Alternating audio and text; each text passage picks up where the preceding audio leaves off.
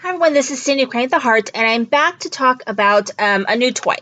And I've talked about this before. It's called the Glimmer Hot Foil System. So I finally took it out of the box, and I'm not going to really give a tutorial on how to use this. It's more going to be what's in the box and my impressions of opening it up and starting to use it. And so more like a regular person, not someone who's getting paid or who gets the stuff for free, but a regular person who purchased it, wants to give it a try to see how it works and the successes and the failures that I've had in the short time that I've used it. So what you get in your box, and this is like a mixed mishmash of stuff here because I have a couple different things going on. What you get is you get 2 rolls of foil. You get this rose gold foil and you get this silver foil. It's quite a bit on there, so that's nice. You get these really cool tweezers, and they have a magnet here so that when your die is on the hot plate, you can either scoot it off or you can use the magnet to lift it on there so you don't burn your hands. And then you get the silicone mat, which you could put your hot tools on there, your dies and so forth, so that they have a surface to cool and so they won't burn any of your anything you've got, whatever. So that's what you get, as well as you do get 2 dies. You get this die right here, which is like a frame, and then you get this one that says Best Wishes. You also get instruction manual, which is very, very important. I've been using that. And you get 2 plates. So you get a shim, and then you get your spacer pad that goes through your machine. And then you get your hot foil system and the plug, which I left over on the side over there in my room. So the thing about this machine is, in order to use the hot foil, you not only need to have this machine, but you also need to have a die machine. Okay, it does not fit in the Cuttlebug because this platform is too big for the Cuttlebug, but it will fit in the Big Shot. I'm using a Spellbinders Platinum, but I do have a Big Shot and it does fit in there. The reason why I got the Spellbinders, that I just wanted one that had a wider platform, and my Big Shot didn't. And also the reason why was because the Platinum, I was able to use a 40% off coupon at Hobby Lobby. So this machine, the cost of this machine is roughly $108. I've seen it up to about $115. It is at Hobby Lobby. I've seen it there, and you can use your coupon on that, 40% off. I purchased mine after Christmas. Blitzy had a 50% off coupon, and at that time they had no exclusion on their coupon. They do now. And so I used it. So shipped, they charged me $5 shipping. So shipped to my house, it was $55 or something like that. So it was a really, really good deal. So that's kind of how I ended up with the machine. And then I went on vacation, a bunch of other stuff, and I ended up not opening it up and using it. So some of the things that you should know about it is that the dies that you purchase for it, they can transfer the hot foil. They can also do letterpress. And unless they specifically are designed to cut, then they don't cut. So I looked on the Spellbinders website. They do sell these hot foil plates that also come with an ability to cut out. Now, the ones that I have right now do not. There are also a couple other places or market, or what am I trying to say? There's 2 other that I know of anyway, machines that do the same thing. The Crafter's Companion, Gemini, they have a foil machine, and then there's like a Go Press and Foil or something like that machine, which are more, I believe. I think the Go Press Foil is less than this machine, and I think the Gemini is more. So just so that you know. I'm also going to link to a couple of videos that I think are really, really good. One is a scrapbook.com video, which has someone from Spellbinders that runs you through, excuse me, how to use the machine. And the other one is from Hedgehog Hollow, where she did a comparison of this machine as well as the Gemini and let you know her impressions, which were kind of similar to what I came up with as well. Now, I didn't use all the different types of materials that you'll find in that video because this apparently can foil fabric, leather, wood, a bunch of other stuff. I only used it on paper. So there you go. Now, the other thing that it's supposed to be able to do is you're supposed to be able to foil using your regular dies that you already have. So your steel roll dies, your metal dies, you should be able to do. So I did test that with mixed results. So it is pretty simple to use, use your directions, but basically it plugs in, all these lights light up, the power button is on. Once this platform ready button goes on, then you're ready to go. So you put your die on there. I usually just have my die on there, but you put your die on there. You put your foil down and you hit the timer button. When the timer goes off, it means that your plate has gotten hot enough to probably transfer the foil. So then you do your little sandwich and then you run it through your machine because this works on heat as well as pressure. So you do need to have a die machine, the kind that rolls through a platform. Otherwise, you will not get that pressure part that it needs to actually transfer.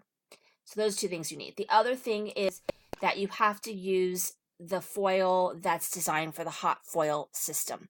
So the foil you use for your laminate is not the correct foil. I think they just transfer at different temperatures, and I don't know. I don't know all the ins and outs of it, but you cannot use that other foil. You have to use the hot foil. Okay, so having said that, let me show you the projects that I made. Well, I didn't make any projects, but I am going to show a video later of what I make with this stuff. I haven't really decided what to make with it, so we'll see. Here is this is the die that came in the system and the foil. And so it is very professional looking. I think it's very professional looking. So, but you can see it doesn't cut. It only transfers the foil. Okay.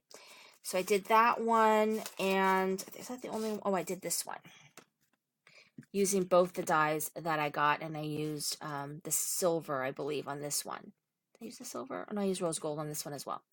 So it says best wishes, and those are the dies that come in the machine.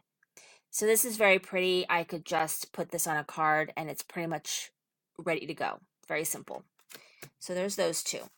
And then Spellbinders has a new monthly kit, and I do love their other kit. My only problem with it is that because I signed up at the end of the month for that big and die, small and large die, or whatever it is, I get it at the end of the month. It doesn't ship until like the 30th. So I'm like a month behind in getting my stuff. So I need to talk to them about that because that's kind of annoying. But this one I was smart, and I signed up at the beginning of the month, so my die ships at the beginning of the month, which is much better, especially if we're talking about seasonal items. So this is the Glimmer kit of the month. You get a die as well as a foil with it. I think it's kind of expensive. I want to say it's $30 or $20. I think it's $20. It's not real cheap. But I've seen the kit for next month, and it looks amazing. So I'm excited about that. And this one is very, very pretty, and it's not super Valentine's. I mean, it's hearts, but you use hearts anytime. So let me show you some of the, I didn't do that many with it. I think I only did 3. So here's that centerpiece. I did it all in red, and you can see that some of it didn't transfer really well on the side, and then I have some excess foil around there, which apparently you can use an eraser or your fingernail, and you can scratch that out. But I did have a little bit of problems, probably not enough pressure on the side there. Still pretty. And then this one came out very nice. So this is using both dies together. So I had put those both on there together. And then this one right here. So one of the problems that I found with it is that your paper, it's hard to know where it's transferring really on your paper.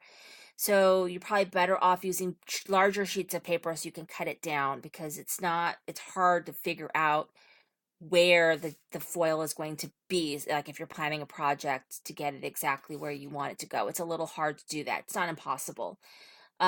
Also, your paper kind of moves somewhat, so I'm probably going to maybe try to use washi or something that hopefully won't melt into this. I don't think it'll melt into there, hopefully, because your paper does shift when you lay your plates on and you try to move it. It definitely shifts, so that's a little problematic, I found.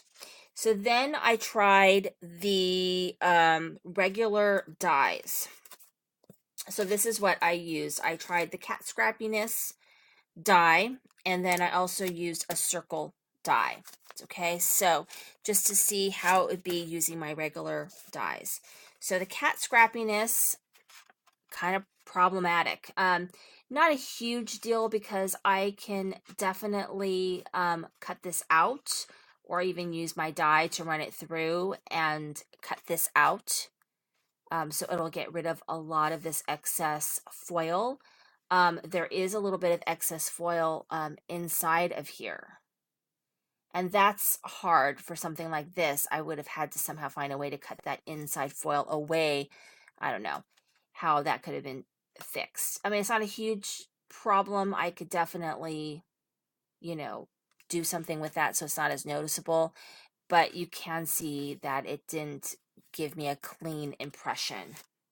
So this one right here is a little bit cleaner, and there's still some problems with it. And really the problem is the pressure. The directions that they give are pretty bad, in my opinion, in terms of the shims and things that you need to make this part work, because there's directions on how to use your regular dies. And so I've got this portion right here where there's no foil at all. I have a tiny bit of excess in various places, but it's not too bad. But then there are, like I said, portions that have no foil at all. It's still pretty, I mean, but that gives you an idea of what it looks like. And so, I mean, you don't want to waste a lot of foil trying to figure out how much shim you need to make it work. And so that's kind of what it's requiring. And so that's kind of problematic, because if you use too much shim, you've got this overfoiling, and not enough, you got no foil over here. So this is definitely not a perfect machine. However, it does have a lot of possibilities. I like it. If I would not in 100 bazillion years pay $100 for this thing. The 55 I paid, I think, is a fair price, because it is really fun. It is very beautiful, and when it works, it's lovely. I mean, this is just so beautiful. These ones came out really, really nice. So definitely the plates that are designed for the machine are going to give you a better result, in my opinion, so far that I've noticed. Now, I ordered some dies from a couple places. One was eBay, and I forget where else. I ordered some dies that are not Spellbinders. They're from different companies that when they come, I'm going to test them in the machine. I can let you know how those dies work, because they say that they work. I want to make sure that they really do. And I also ordered other foils that are not Spellbinders foils to give that a try. And some of the ones that I purchased do a foil and a cut. So I thought that'd be kind of cool. And yeah, they do a foil and a cut. So we'll have to see how that works. And then you can buy Spellbinders that foil and cut, but the ones that I've gotten so far don't do that. So anyway, that is my review of the Spellbinders Glimmer Hot Foil. I'm happy with it. I think that I probably would not be using my regular dies with this machine. I probably would stick with these dies, these plate dies.